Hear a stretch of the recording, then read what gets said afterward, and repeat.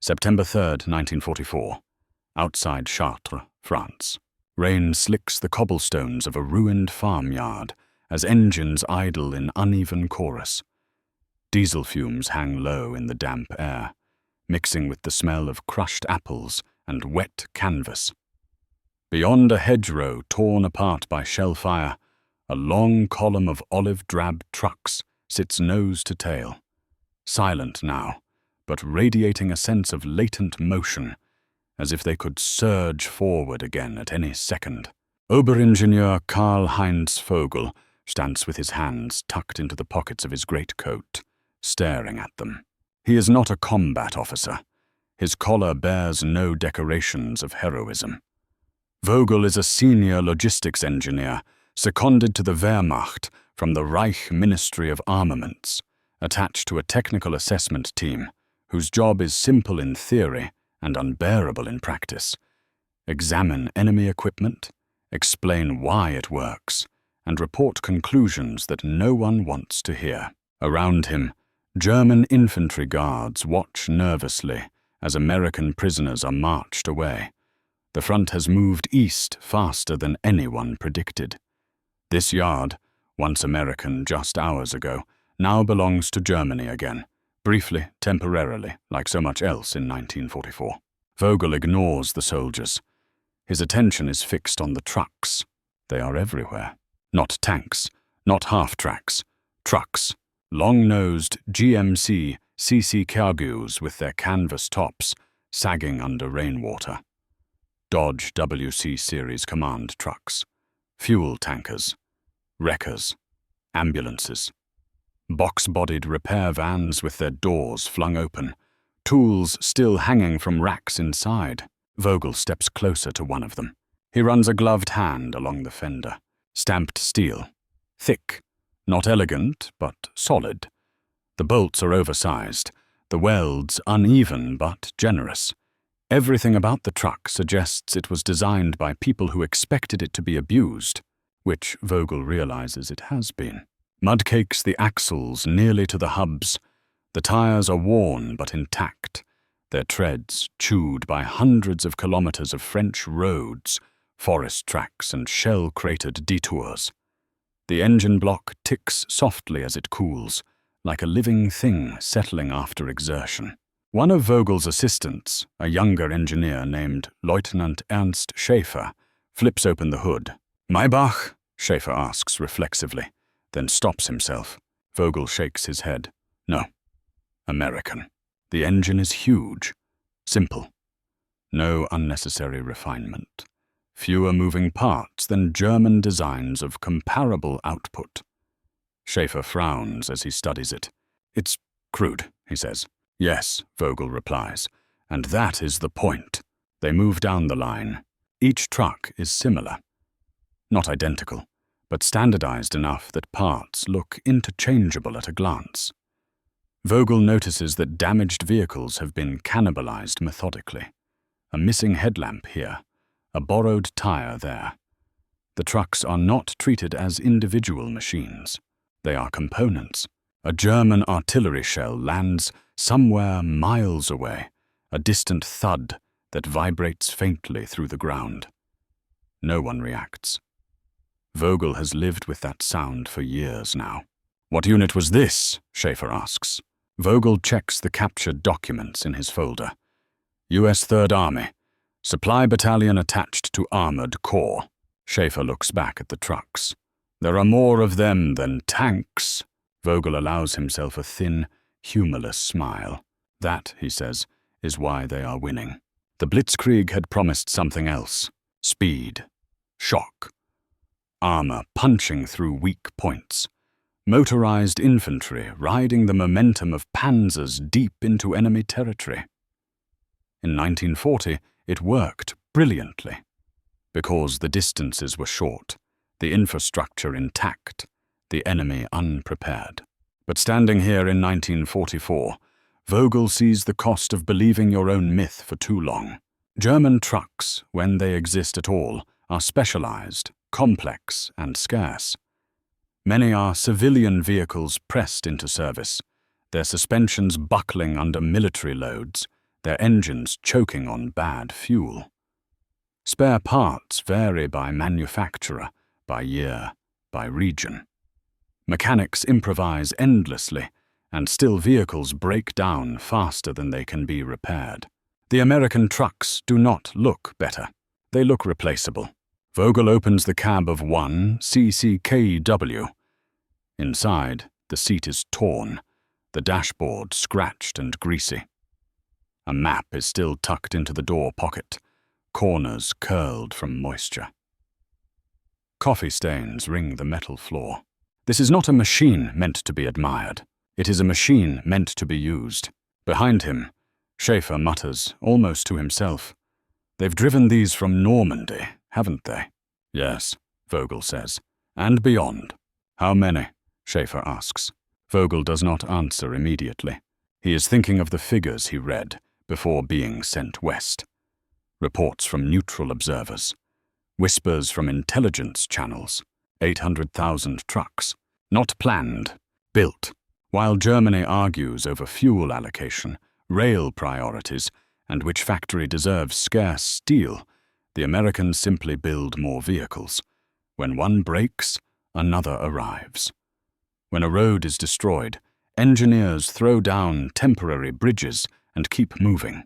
Blitzkrieg assumed that momentum was created by tanks. Standing in this muddy French farmyard, Vogel understands the truth with painful clarity. Momentum is created by what follows the tanks: fuel, ammunition, food, spare parts, men who can sleep knowing the supply column will arrive tomorrow. Vogel straightens, rain dripping from the brim of his cap. He looks down the endless line of trucks one last time. "This," he says quietly, "is not an army." Schaefer looks at him. "It is a machine." Vogel shakes his head. "No," he says, "it is worse than that." He gestures at the trucks, the road beyond them, the unseen columns stretching all the way back to ports across the Atlantic. It is a system, and systems, Vogel knows, do not collapse because of a single defeat. They collapse only when something larger replaces them.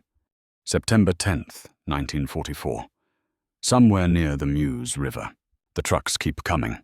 Karl-Heinz Vogel stands beside a shell-damaged road bridge, notebook damp with drizzle, pencil smudging as fast as he can write. For 3 hours now, American vehicles have rolled past in an unbroken stream, eastbound, westbound, northbound, a constant circulation that feels less like military movement and more like blood flow. This is what unsettles him most.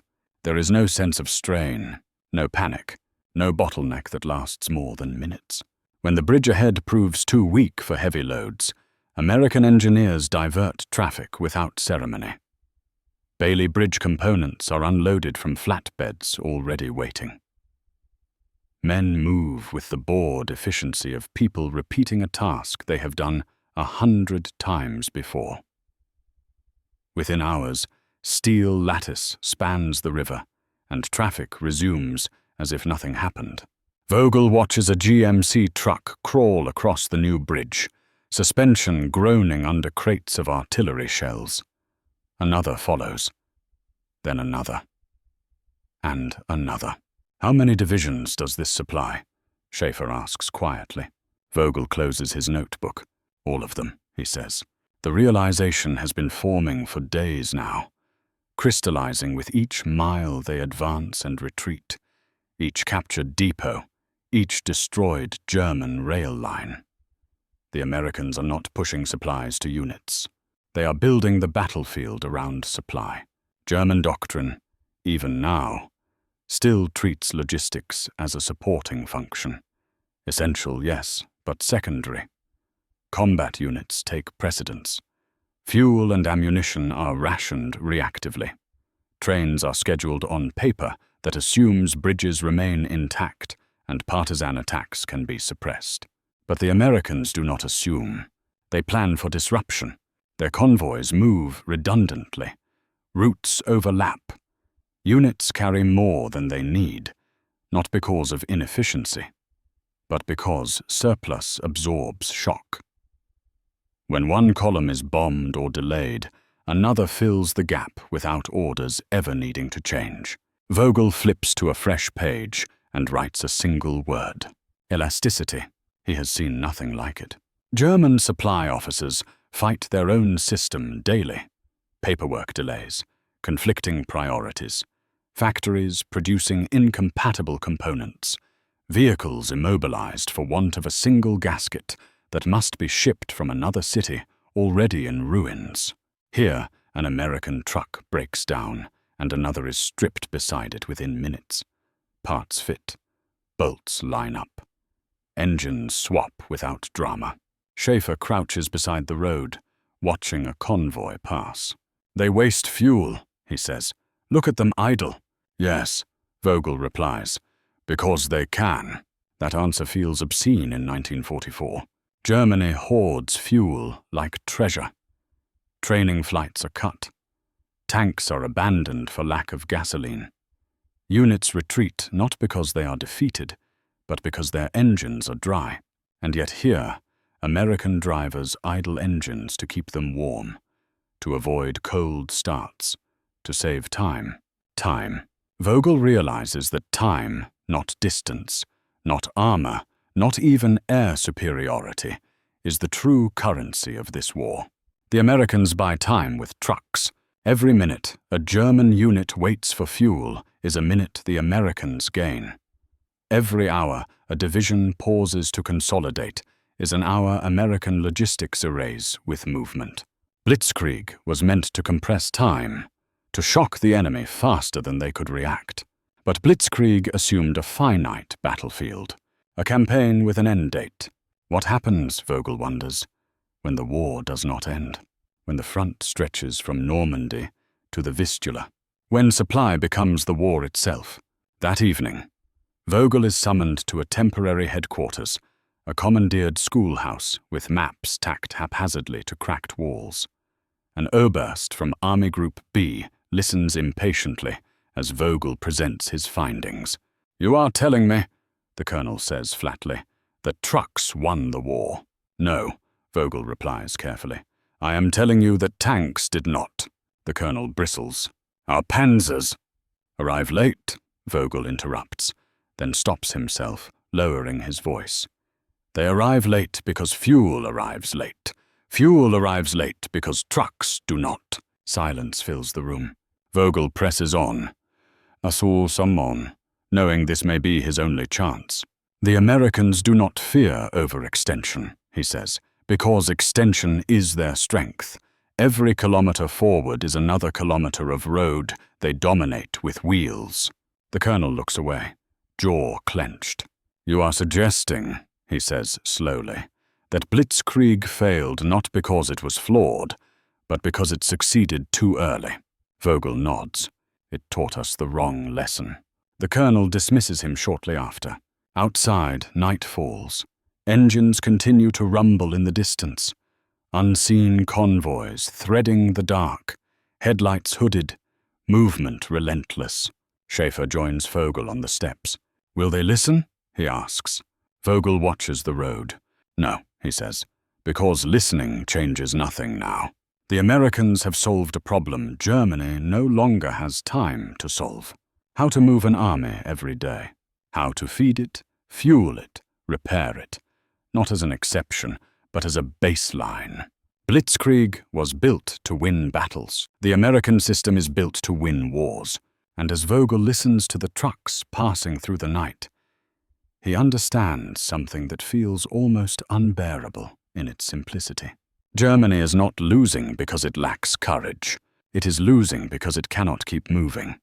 October 3rd, 1944. A captured motor pool outside Aachen. The yard smells like oil, rubber, and wet leaves. Karl-Heinz Vogel walks slowly between rows of American vehicles, parked nose to tail, with almost obsessive regularity. GMC, CCKW, Deuce and a Halfs dominate the space, olive drab, dented, mud-streaked, identical in a way that immediately catches his professional eye. Interspersed among them are Dodge WC series trucks, fuel tankers, wreckers. ambulances, even mobile workshops mounted on the same basic chassis. This is not variety, it is repetition. Vogel stops beside one truck with its hood open. An American mechanic barely looks up as he works, cigarette dangling from his lip, hands black with grease. Tools lie scattered on a canvas roll, nothing exotic, nothing precision machined. Permission to observe, Vogel asks in English that still surprises Americans when it comes out of a German mouth. The mechanic shrugs. Knock yourself out. Vogel leans in, studying the engine block. Right Continental. Inline simplicity. No unnecessary complexity. Clear access to components. He notes how hoses are routed, how parts are spaced so that hands can reach them even in poor light, even in gloves. How long for an engine swap? Vogel asks. The mechanic pauses, thinks. Couple hours if we're not rushed. A couple hours. Vogel straightens slowly. In the Wehrmacht, an engine replacement can immobilize a vehicle for days, assuming the correct engine is even available. German trucks come from dozens of manufacturers, each with unique parts, tolerances, quirks. Cannibalization is constant. Standardization is a dream that never survived peacetime politics. Here, standardization is the foundation. Schaefer joins him, holding a clipboard scavenged from a nearby desk. I found the maintenance logs, he says. They don't repair everything. They replace. Vogel nods. Because replacement is faster than perfection. This is the philosophical difference, he realizes. Germany builds machines to be optimal. America builds machines to be useful. The American truck is not elegant. It is not efficient in isolation. But it assumes abuse. It expects mud, overload, poor fuel, untrained drivers. It is designed to forgive mistakes, mechanical and human. Vogel flips through a logbook. Mileage counts climb into the tens of thousands. Notes are brief. Oil changed. Axle replaced. Back in service. No reverence, no sentiment, just motion restored. Outside the yard, a convoy begins to form. Drivers climb into cabs with casual familiarity. Some are barely out of adolescence. Others look middle-aged, balding, tired.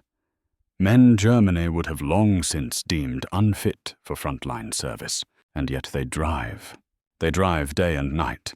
They drive under artillery fire, through bomb craters, across bridges assembled hours earlier. They drive because the war demands movement more than heroism. Vogel watches one truck pull out, its bed stacked with ration crates. Another carries artillery shells. Another tows a disabled Sherman without drama, chain clanking, engine roaring. Each truck is insignificant, Schaefer murmurs. But together, they are unstoppable, Vogel finishes. That afternoon, Vogel is granted access to captured American quartermaster documents. The numbers stagger him. Production figures, replacement rates, shipping schedules that stretch months into the future with calm certainty. Entire divisions planned not around how far they can advance, but how far trucks can sustain them. He reads a line twice to be sure. Total U.S. truck production to date, over 800,000 units. He sits back heavily. Germany has produced excellent tanks, Tigers, Panthers, machines that dominate on paper and terrify in close combat. But they arrive in small numbers, require constant maintenance, consume fuel at catastrophic rates. What good is a Tiger without gasoline? What good is armor without ammunition? Blitzkrieg once answered these questions with speed. Break through, capture fuel depots, seize rail hubs, live off the enemy. But that only works if the enemy collapses quickly. The Americans do not collapse. They retreat, reorganize, resupply, and return heavier than before. Vogel realizes with growing clarity that Blitzkrieg did not fail in Russia because of winter. It failed because Russia was too large, and America is larger still, not geographically but industrially. In the evening, Vogel writes a report he knows will change nothing. The American army operates not as a spear, but as a conveyor belt. Combat power is not concentrated. It is distributed and replenished continuously. Destruction of individual units has negligible effect unless supply flow is interrupted at scale. He pauses, then adds a final line, more personal than professional. We are fighting an enemy who has turned logistics into doctrine. As darkness falls, the trucks keep moving. Engines idle. Headlights flicker on under blackout hoods. Somewhere beyond the horizon, American infantry will wake to hot food, ammunition stacked neatly, fuel waiting for the next push. Vogel closes his notebook. Blitzkrieg failed because it assumed the war would end before logistics mattered more than tactics. America has built an army where logistics are tactics. And standing in that motor pool, surrounded by ordinary trucks that together carry the weight of continents, Karl-Heinz Vogel finally understands the most dangerous truth of the war. Germany did not lose because it was outfought. It lost because it was outmoved. October 14th, 1944, a former rail depot outside Liège, Belgium. The building was meant for trains, high ceilings, wide loading bays. Tracks that once carried coal and steel into the Reich now sit rusted and bent, cut by air raids and neglect. The Germans destroyed most of it during the retreat. The Americans repaired just enough to make it useful again. That is the pattern. Major Ernst Halder stands near the edge of the platform, hands clasped behind his back, watching American trucks back into position with practiced ease. Their drivers move with unspoken coordination. Engines idle. Canvas flaps are pulled back. Cargo is unloaded in minutes. No shouting, no confusion, no urgency, which Halder realizes is the most alarming thing of all. Halder is not a front-line officer. He is a logistician. One of the quiet men who once made Blitzkrieg possible. In 1940, he helped plan the movement schedules that allowed panzer divisions to outpace their supply columns without collapsing. Back then, speed was the solution. Now, speed has become a liability. An American captain approaches, clipboard under his arm, chewing something that might be gum. He gestures toward the operation with a half-smile. Beautiful, isn't it? Halder considers the word. Yes, he says finally, in a terrifying way. The captain laughs, assuming it's a joke. Halder watches as fuel drums are rolled into place, hoses connected, engines topped off. Nearby, a mobile bakery unit unloads bread. Actual bread. Still warm. Steam visible in the cold air. Field kitchens follow. Medical trucks. Replacement boots in crates labeled by size. Not boots, sizes. Halder closes his eyes briefly. In the Wehrmacht, supply has become reactive. A unit fights until it runs out, then requests more. Requests move up a collapsing chain. By the time anything arrives, the front has shifted, or the unit is gone. Here, supply moves ahead of need. The Americans are not asking what is required. They are deciding what will be required next week. Halder walks down the platform, counting trucks without meaning to. He passes one marked ordnance, another marked signal, another engineer supplies. Each truck knows its role. Each unit fits into a system that does not depend on improvisation or brilliance. It depends on predictability. This is when it hits him. Blitzkrieg was never meant to fight an enemy like this. It was designed to paralyze centralized command, overwhelm rigid systems, collapse an opponent before they could adapt. It worked against France because France relied on rails and static depots. It worked early in Russia because Soviet logistics shattered under shock. But America does not rely on rails alone.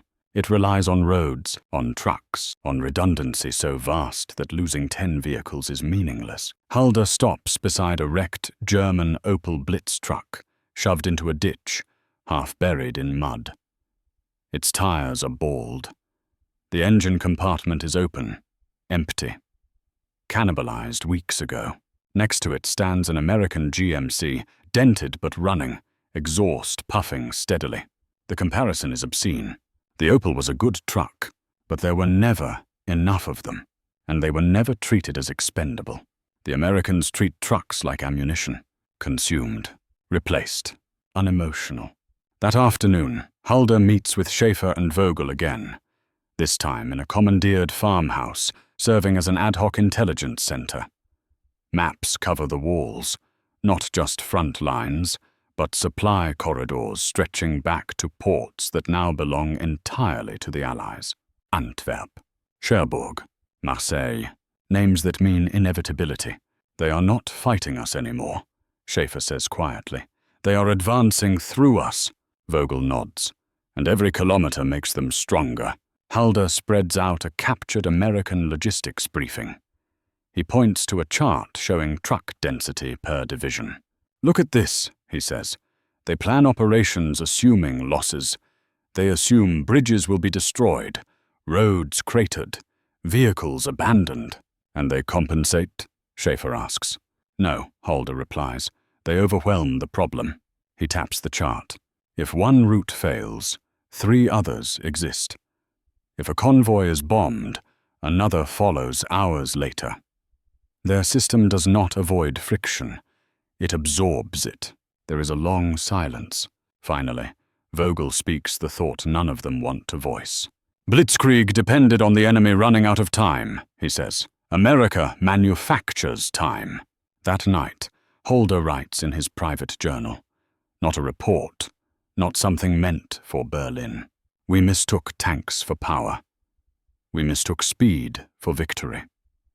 The Americans have understood something we did not. That modern war is won by the side that can move ordinary things reliably. Outside, the trucks keep coming. Headlights snake along roads that did not exist on German maps months ago. Engines hum, supplies flow. And for the first time since the war began, Ernst Halder understands that no counterattack, no miracle weapon, no last offensive can reverse what he is seeing. You cannot outfight an enemy who can always arrive again tomorrow. Fed, fueled, repaired, and ready. Blitzkrieg failed not because it was wrong. It failed because it was incomplete. It had no answer for an enemy whose greatest weapon was motion without exhaustion. November 2nd, 1944. A muddy road junction east of Aachen. Rain turns the ground into paste. Not dramatic mud, not the kind that bogs down tanks in headlines, but the quiet, grinding kind that eats boots, clogs wheels and steals time one step at a time. German infantry units retreat through it on foot. American trucks move through it anyway. Oberstleutnant Karl-Heinz Bremer watches from the edge of a shattered tree line as a column of U.S. Army vehicles rolls past the intersection. He counts them without realizing it at first. 30, 40, 50. He stops when he loses track. Bremer commanded a motorized regiment in 1941. He remembers the pride of it. Engines roaring, columns stretching to the horizon. The sense that Germany had finally mastered movement. But movement back then was conditional. Fuel had to be conserved. Tires were precious. Breakdowns were disasters. These trucks do not behave like that. They idle freely. Drivers rev engines casually. A broken-down vehicle is shoved aside and abandoned without ceremony, its cargo redistributed in minutes. No one stops. No one waits. Bremer turns to his adjutant. Do you know how many trucks we had for an entire panzer division in Russia? The adjutant shakes his head. Enough to be proud of, Bremer says bitterly. Not enough to survive. An American engineer unit pulls off the road ahead, already erecting a Bailey Bridge where a span was blown the night before. The components come off trucks like a child's construction set. Steel panels, pins, rollers. The rhythm is practiced. Men shout measurements. Hammers ring. Within hours, traffic flows again. Bremer feels the weight of the realization settle in his chest. This war is no longer about tactics. It is about throughput. Back in a requisitioned schoolhouse, serving as a German staff fallback, Bremer joins a small group of officers, remnants of formations that once had names, traditions, histories. They argue quietly over maps that grow more meaningless by the day. Our counterattacks fail because they anticipate resistance, one major says. But the Americans do not resist. They absorb. Another officer adds, we plan operations assuming scarcity. They plan assuming excess. Bremer says nothing. He is thinking about something he saw earlier that morning. An American convoy stopped briefly at the roadside. A field kitchen truck pulled forward. Soldiers queued casually, rifles slung, helmets pushed back. Coffee was poured, bread handed out. Cigarettes passed, under fire. Not heavy fire, but close enough. The front line, Bremer realizes, is no longer a place. It is a zone, and the Americans have turned that zone into a workplace. That afternoon, a captured American quartermaster sergeant is brought in for questioning. He is tired, muddy, polite. He answers questions directly, without drama. How do you maintain this pace? Bremer asks through an interpreter. The sergeant shrugs. We just keep stuff moving. That is not an answer, Bremer says. The sergeant considers this. Sir, he says finally, if a truck stops, that's a problem. If it breaks down, that's expected. Bremer exhales slowly. Expected. In the Wehrmacht, failure is an anomaly to be punished or concealed. In the US Army, it is a variable already calculated. That difference changes everything. By late 1944, German planners can see the pattern clearly, even if they cannot stop it. American offensives do not pause to consolidate. They do not wait for perfect conditions. They continue forward with imperfect units, imperfect roads, imperfect information, because their system corrects itself faster than mistakes accumulate. Blitzkrieg once did the same thing, but Blitzkrieg depended on the enemy freezing. America does not freeze. It flexes. Bremer writes a letter to his wife that night. He does not mention defeat. He does not mention fear. He writes about trucks. They have so many vehicles that they no longer care for them individually. This gives them freedom. We treated machines as treasures. They treat them as tools. He does not know if the letter will ever arrive. By December, the Ardennes offensive will briefly give German commanders the illusion that momentum can still be stolen. Roads clogged, American units surprised, weather grounding aircraft. But even there, especially there, the truth will assert itself. American trucks will keep moving through snow. Fuel will keep arriving. Units will bend, not break. And when the offensive collapses, Bremer will understand that it was never a last gamble. It was a final misunderstanding. Because by 1944, the war is no longer decided by who moves first. It is decided by who can keep moving longest.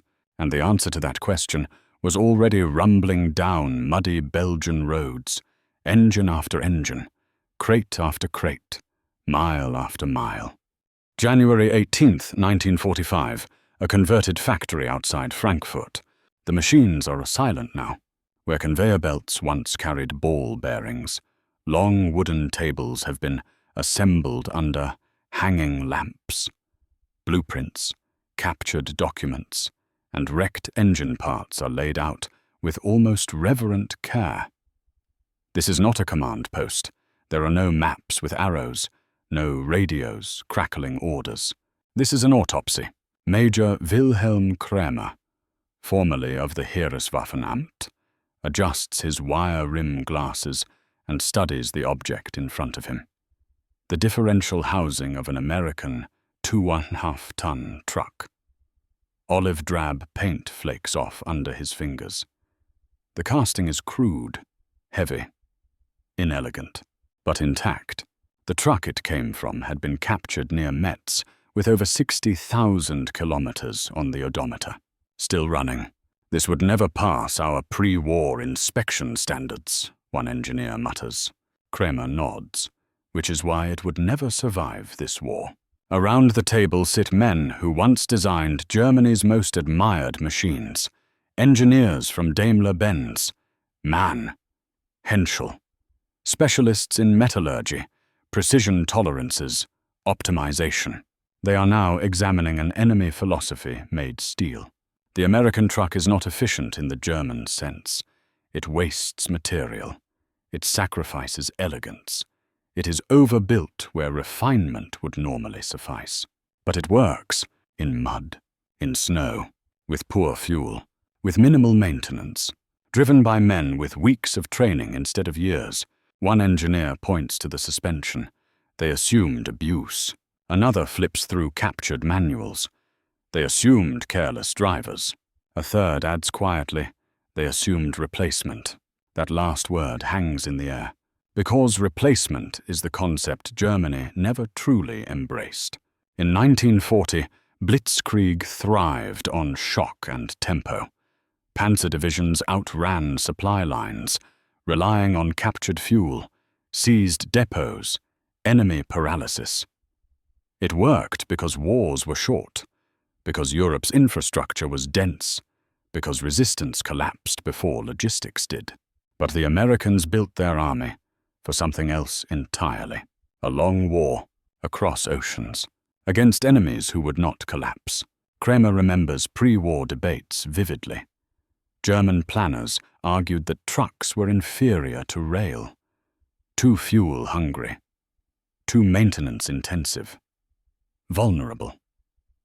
Railways were efficient, elegant, predictable, until the rails were bombed, until partisans blew bridges, until weather froze schedules solid. The Americans solved that problem before it existed. They did not choose between rail and road. They built both, and accepted inefficiency as insurance. Captured reports circulate through the room. One statistic appears again and again, each time more unsettling than the last. Over 800,000 trucks produced. Not tanks, not planes. Trucks. Enough to lose thousands without altering tempo. Enough to supply armies that never stop. Kramer flips to another document. Interrogation notes from a U.S. logistics officer. Our doctrine assumes vehicles will be lost. We design supply flow to compensate automatically. German doctrine assumes loss is failure. American doctrine assumes loss is friction. That distinction explains everything. In Russia, German panzer units stalled not because they lacked tanks, but because fuel arrived late. Spare parts vanished. Horse-drawn wagons froze in place. The front outran its own stomach. In North Africa, Rommel's brilliance meant nothing once trucks could not keep up. British and American supply columns, backed by naval dominance and industrial scale, eventually drowned him in tonnage. And now, in Western Europe, the pattern is undeniable. American advance is slow only when trucks cannot pass, so engineers build roads, bridges, pipelines. Kramer realizes something chilling as he stares at the truck's engine block. Germany could never have built this army, not because of intelligence or courage, but because of priorities. German industry prized mastery. American industry prized volume. German planners sought decisive moments. American planners sought sustained motion.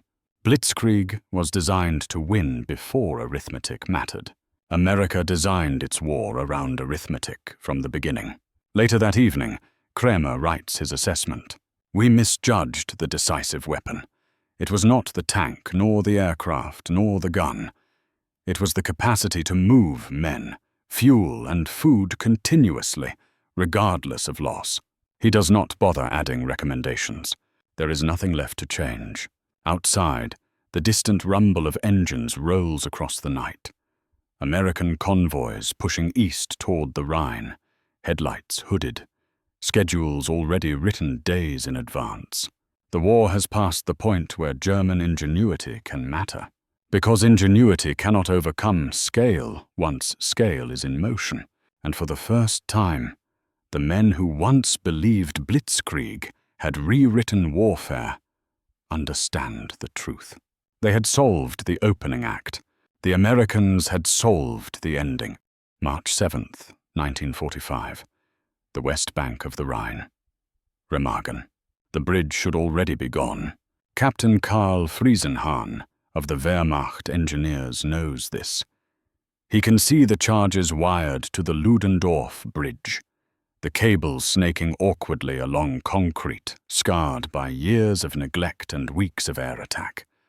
The plan was simple: delay, then destroy. Buy time.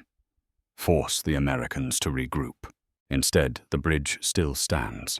Smoke drifts across the river as American infantry rush forward, rifles raised, boots hammering planks that were never meant to carry an invading army.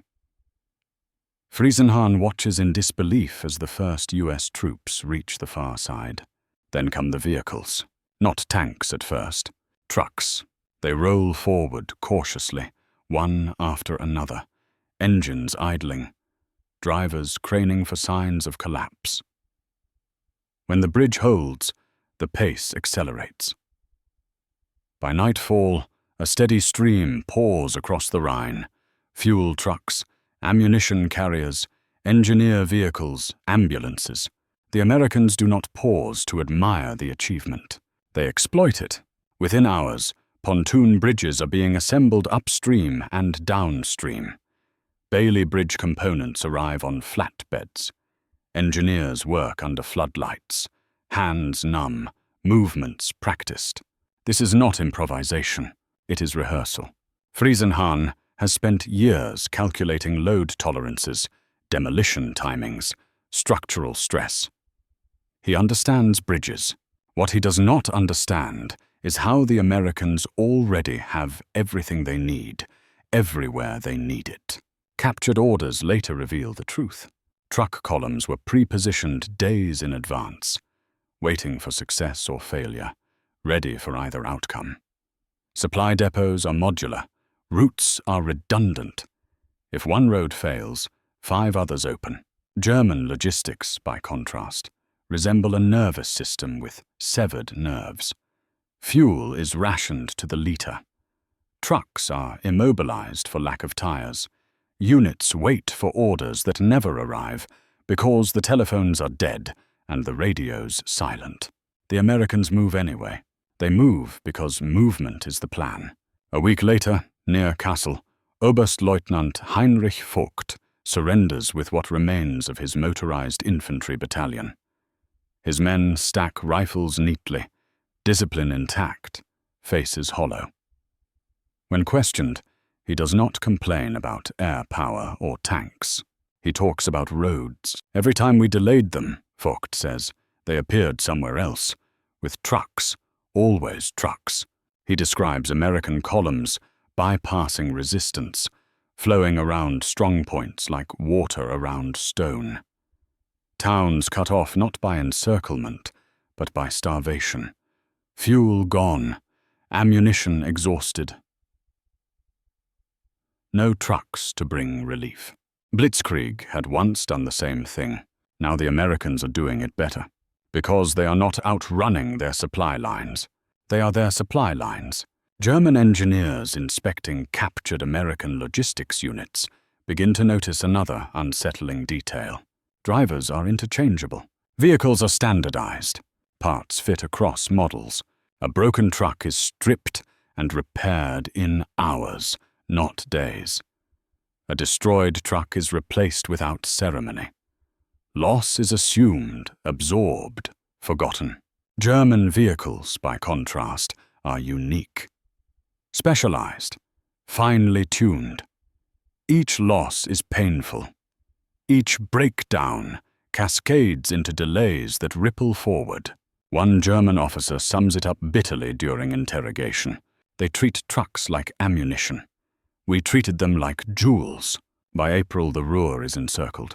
Over 300,000 German troops are trapped not by a grand pincer of armor, but by the quiet closure of roads, bridges, and supply routes. American trucks haul food past starving cities. They deliver fuel to tanks that never wait. They evacuate wounded faster than German units can retreat. The Blitzkrieg that once shattered France has been inverted. Now Germany is the one collapsing under momentum, and it is happening without spectacle. No dramatic breakthroughs, no single decisive battle, just relentless movement. Every morning, American units wake knowing breakfast will arrive, fuel will arrive, ammunition will arrive, orders will arrive. German units wake hoping. That difference is fatal. In a bombed-out schoolhouse near Würzburg, a group of German logisticians compare notes before surrendering their records. One writes in the margin of a report, almost as an afterthought, "We fought the Americans as if they would stop. They never did." Because an army built on trucks does not need pauses. It does not need miracles. It needs roads.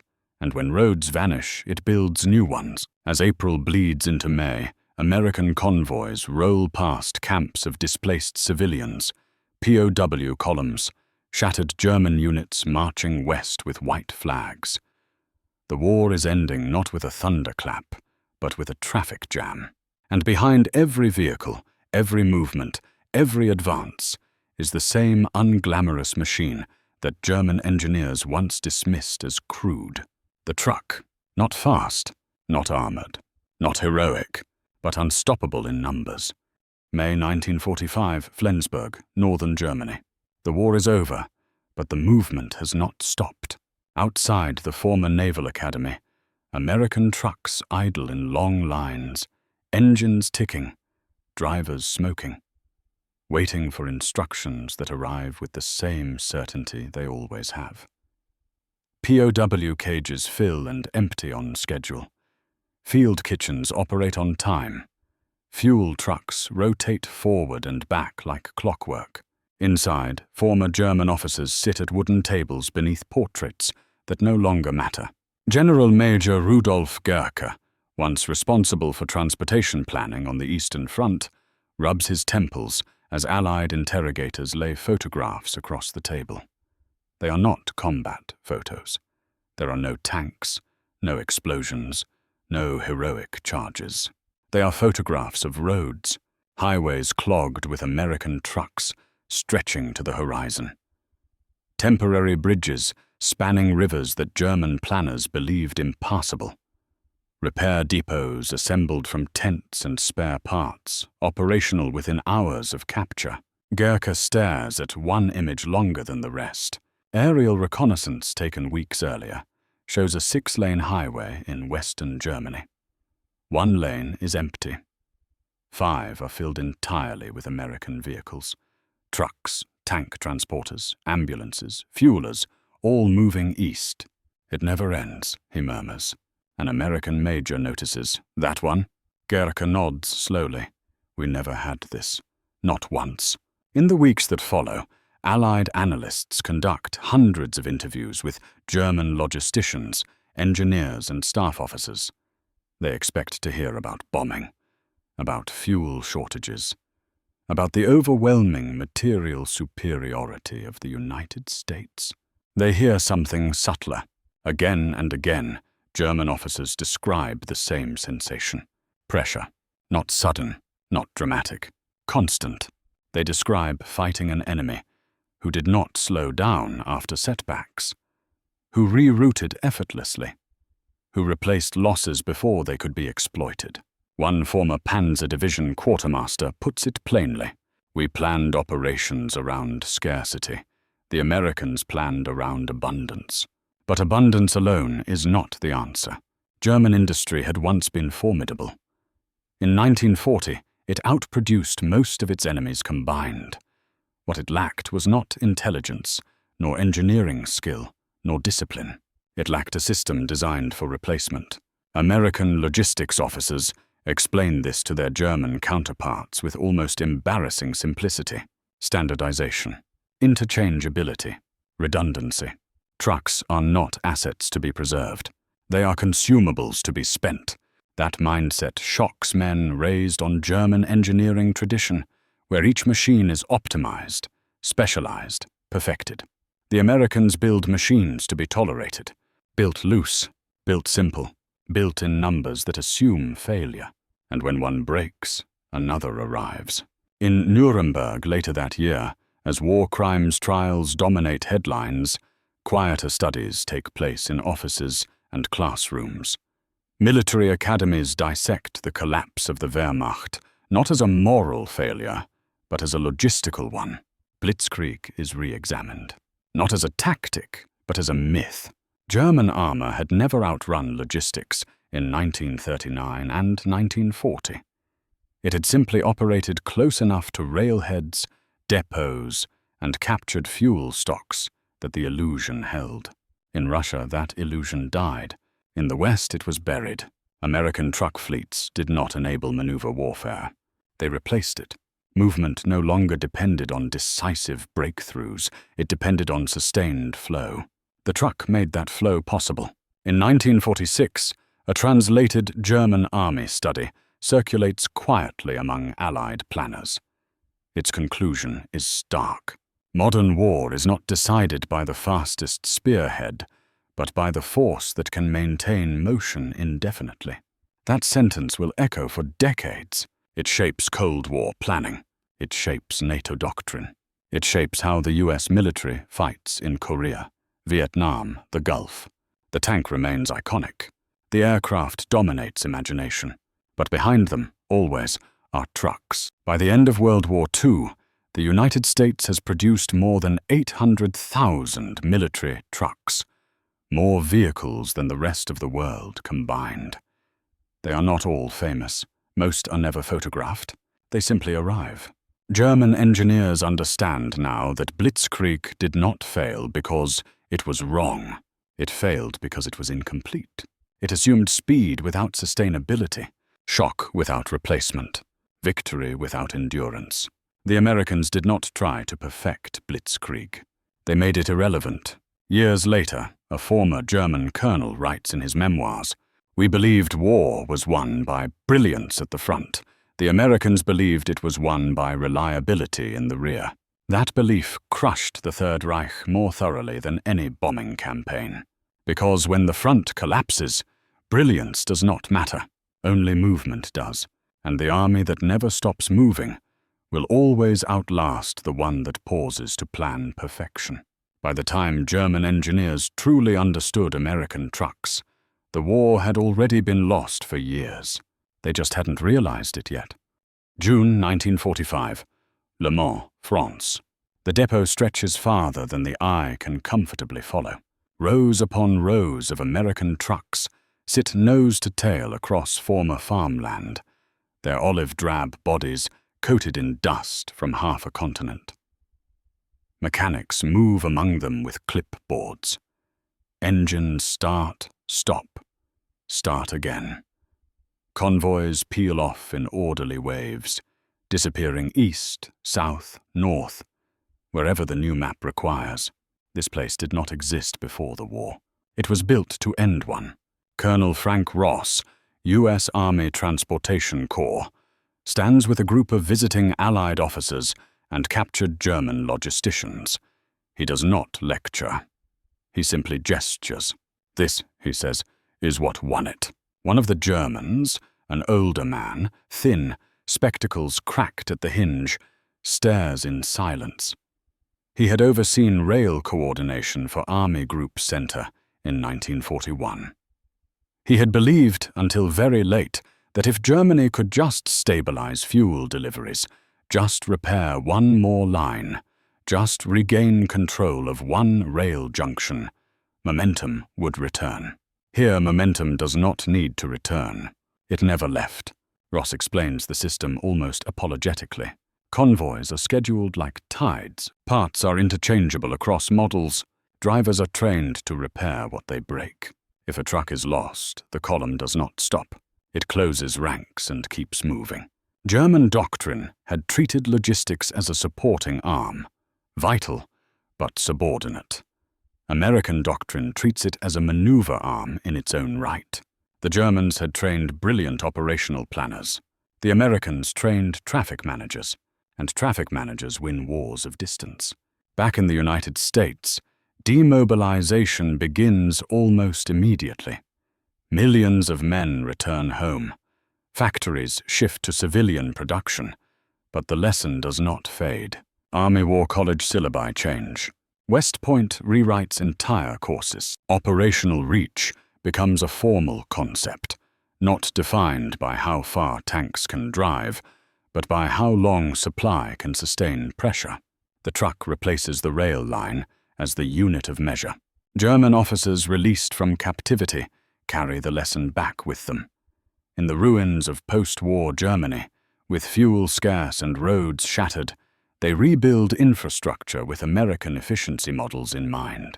When West Germany later joins NATO, its new army is designed around mobility first, standardized vehicles, shared parts, modular supply units. They do not repeat the mistake. The Soviet Union, watching closely, draws a different lesson. It doubles down on rail dependence and mass. For decades, its armies will move fast only as long as rails exist. And when they don't, history repeats itself. Vietnam, Iraq, Afghanistan. The names change. The terrain changes. The trucks remain. Modern armored vehicles may weigh 70 tons. Aircraft may cross oceans in hours. But when they stop, when they wait, when they break, a truck arrives. German engineers in 1945 understood something few frontline soldiers ever saw clearly. The enemy had not beaten them tactically, had not outthought them operationally, had not even always outfought them. They had outlasted them, and endurance is engineered. Blitzkrieg had been designed to end wars quickly because Germany could not afford long ones. When quick victory failed, there was no fallback system robust enough to carry the burden. America had designed for the opposite, assuming delay, assuming loss, assuming failure, and then planning to move anyway. That is why German engineers, standing beside American trucks, felt something colder than defeat. They felt inevitability. Because once you realize you are fighting an enemy who can replace anything you destroy faster than you can destroy it, the war is already over. You just haven't been told yet. Autumn 1945, Kassel, Germany. The factory hall is roofless, its steel trusses twisted into shapes that no engineer ever intended. Rain falls straight through where windows once were. Inside, German technicians move slowly among wrecked machinery, salvaging bearings, measuring shafts, writing numbers on chalkboards bolted to cracked concrete walls. This plant once built armored components. Now it builds nothing. Dr. Heinrich Vollmer, formerly of the Army Ordnance Office, walks the floor with a notebook he has not needed to hide for months. The war is over. The secrecy is gone. What remains is reckoning. He does not think about tanks anymore. He thinks about trucks. During captivity, he had been allowed to review captured Allied technical manuals, not weapons, but logistics, maintenance cycles, spare part distribution, fuel consumption tables, driver training syllabi. At first, he had dismissed them as administrative trivia. Then the pattern emerged.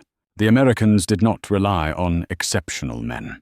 They relied on average ones, supported by systems that assumed mistakes.